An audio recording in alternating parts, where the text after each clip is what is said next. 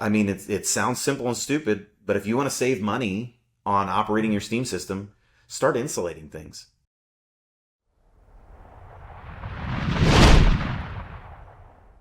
So if you've got a 6 inch or an 8 inch valve on top of that boiler and it's not insulated, that thing is a giant space heater. So again, there's a Department of Energy tip sheet on valve insulation, and it gives you an idea of how many BTUs per valve uninsulated it is. And I'm telling you what, when you compare those BTUs to the number of BTUs that like a space heater puts out, you're going to find that all the uninsulated valves in your boiler room, that you're running 20 or 30 space heaters in that boiler room. And I tell you what, in January, that feels nice, but come July, that's miserable, right? And so I like to put it this way. You can pay for valve insulation and pipe insulation or feed water pipe insulation or condensate piping insulation.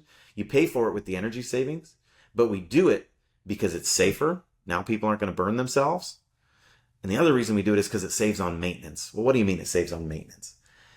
If your boiler room has a bunch of uninsulated valves and a bunch of uninsulated pipe, I guarantee you it is very hot in there, especially in the summer, in July.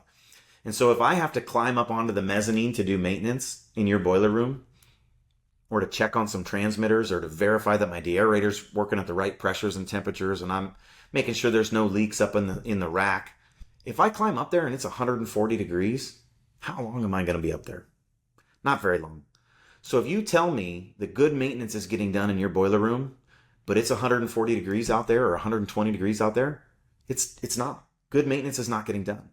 And so insulation pays for itself, even if it's a 5-year payback. So what? It pays for itself in energy savings. It prevents injuries because I don't have a bunch of hot stuff that people can bump into or that the new guy can go touch. And then the third thing is because now I have a more comfortable place to work, I'm going to retain better boiler operators or better plant operators.